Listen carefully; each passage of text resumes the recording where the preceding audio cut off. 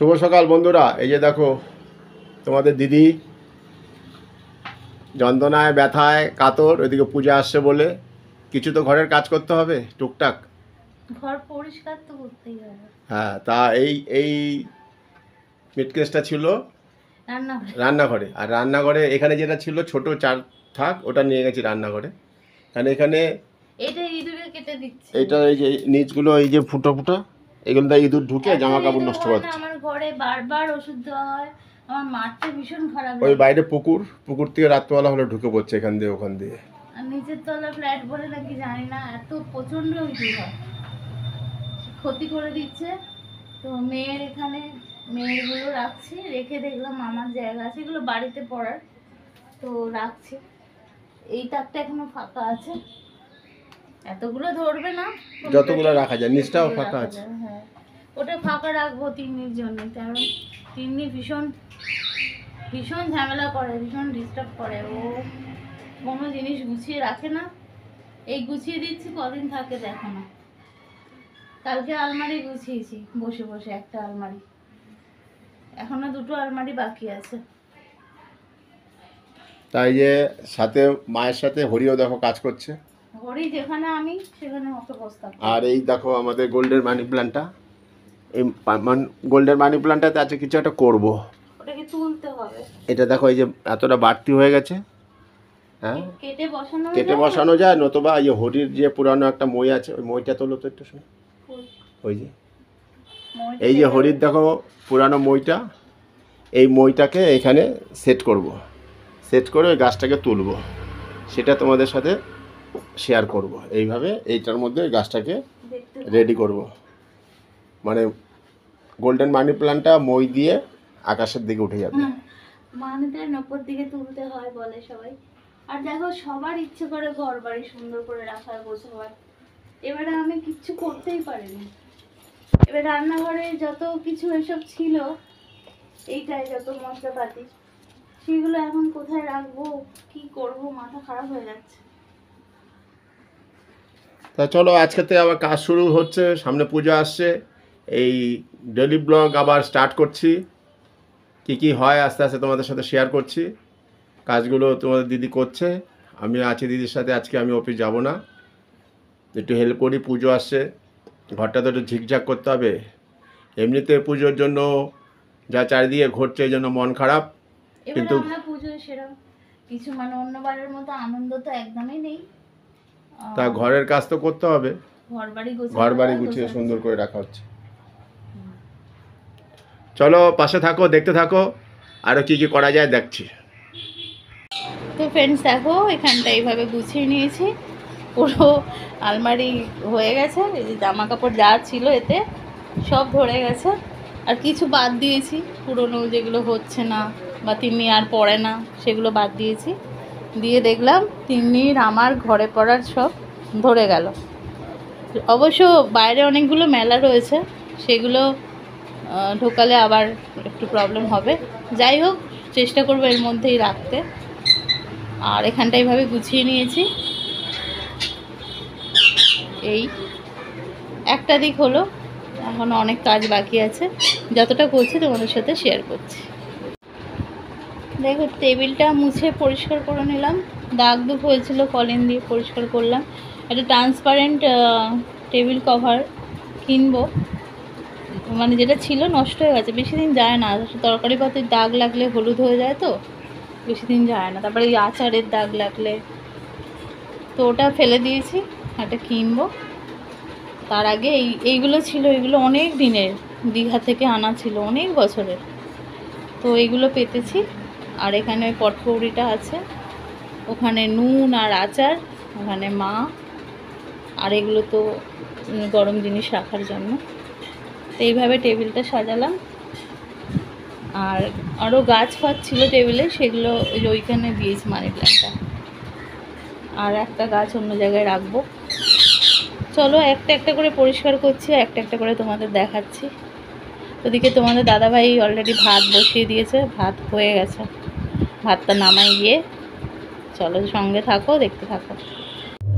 তো ফ্রেন্ডস চলে এসেছি রান্নাঘরে। ঘরের যতই কাজ থাক রান্না তো করতেই হবে, খেতেই হবে, কারণ পেট কারোর কথা শুনবে না। তো কড়াই তেল দিচ্ছি। আজকে শর্টে শর্টাং রান্না মানে ডিমের কারি আর ভাত তো হয়ে গেছে। বলেছিলাম তোমাদের দাদাভাই ভাত বসিয়ে দিয়েছিল, ভাত হয়ে গেছে। আর এই আলুগুলো সিদ্ধ করছি, দুবেলা ডিম করে রাখছি। এবেলা এত কাজের চাপ থাকলে না, ওবেলা আর আমি পারি না, কষ্ট হয় খুব। আর ডিম সিদ্ধ হয়ে গেছে, এই ডিমগুলোকে একটু চিড়ে দিয়ে নুন হলুদ মাখিয়ে ভেজে নেব, ডিমের কারিটা করব। কুমড়ো এনেছে, কতটা কুমড়ো না রাখলে একদম থাকে না, নষ্ট হয়ে যায়। ভাবছি উচ্ছে কুমড়ো ভাজা করব বা কুমড়ো ভাজা করব।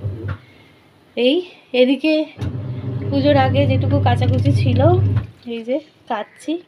কাচাকুচি রোজের জামা কাপড়, যেমন বাসি জামা কাপড় রোজই ধুতে হবে, তাও যেগুলো বেশি ছিল আর কি সেগুলো কাচ্ছি। এই সব কিছু একসাথে চলছে। আর রান্নাঘরও গুছাচ্ছি, সব দেখছো কিরম হয়ে আছে, সব গুছাচ্ছি। এখানে যেহেতু ওইটা ছিল, অনেক মাল ছিল, তো সেসব ট্রান্সফার হয়ে গেছে, আবার আগের মতো হয়ে গেছে। এখানে মশলাপাতি রয়েছে এটায়, আর এখানে তেল এইসব রয়েছে, চামচ হাতা ফাতা ছাঁকনি এইসব। তোমার দাদাভাই বলেছে পুজোর পরে রান্নাঘরটা ঠিক করে দেবে, মানে ইচ্ছা আছে, জানি না হলে তো তোমাদের সাথে শেয়ার করবই। চলো কাজগুলো করে নিই ঝটপট করে। তো দেখো মশলা কষাচ্ছি, পেঁয়াজ আদা রসুন নুন হলুদ জিরে গুঁড়ো লঙ্কা গুঁড়ো দিয়ে আর একটু কষিয়ে এই যে ডিম আলু ভেজে রেখেছি দিয়ে দেবো। আর মিক্সি ধুয়ে জলটা দেবো, কারণ মিক্সিতে অনেকটা পেঁয়াজ আদা বাটা লেগে থাকে পেস্ট করার পরে, সেটা সেই জলটা ধুয়ে দিলে ওটা ব্যবহার হয়ে যায় আর কি। আর ওদিকে কাঁচা হচ্ছে সেকেন্ড রাউন্ড। তো আমাদের একসাথে অনেক কাজ করতে হয় মেয়েদের, সংসারের কাজ। যারা বলে হাউস ওয়াইফদের আর কি কাজ, তারা কি করে বলে আমি জানি না, অনেকেই বলে ও তো হাউস ওয়াইফ, ওর আর কি কাজ, ঘরে শুয়ে বসে থাকে। কিন্তু এই কাজই বোধহয় সব থেকে কষ্ট, আর এই কাজের মূল্যই বোধহয় কেউ দেয় না। তো একটু কষিয়ে নিয়ে তো সেই কাজটাকেই আমরা যারা ইউটিউব করি, যারা হাউস ওয়াইফ ইউটিউব করি, সেই কাজটাকেই কাজে লাগিয়ে যতটা হয় সংসারে ততটাই কাজে লাগে যা হয়। তো যারা বলো হাউস ওয়াইফদের কোনো কাজ নেই, তাদের জন্য ইউটিউবে এসে একটা তাদের মোক্ষম জবাব দেওয়া যায় যে না, হাউস ওয়াইফরা হাউসের সমস্ত কাজ সামলেও সেইগুলো দেখিয়েও কিছু আয় করতে পারে। তো আমি বা আমার মতো যারা করে বা করেন, তারা সেই জবাবটা যাদের বলতো, তাদের হয়তো তারা সেই জবাবটা পেয়ে গেছে, আমি তো তাই মনে করি। তাই আমি খুব হ্যাপি। কত টাকা আমি ইনকাম করলাম সেটা বড় কথা নয়, কিন্তু করেছি তো বা করছি তো। এই কাজগুলোকে যারা অবহেলা করে, সেই কাজগুলো দেখেই তো ইনকামটা হচ্ছে। তো চলো আজকে কিছু কথা তোমাদের সাথে শেয়ার করলাম। এরকম আমার মতো অনেকেই ভুক্তভোগী।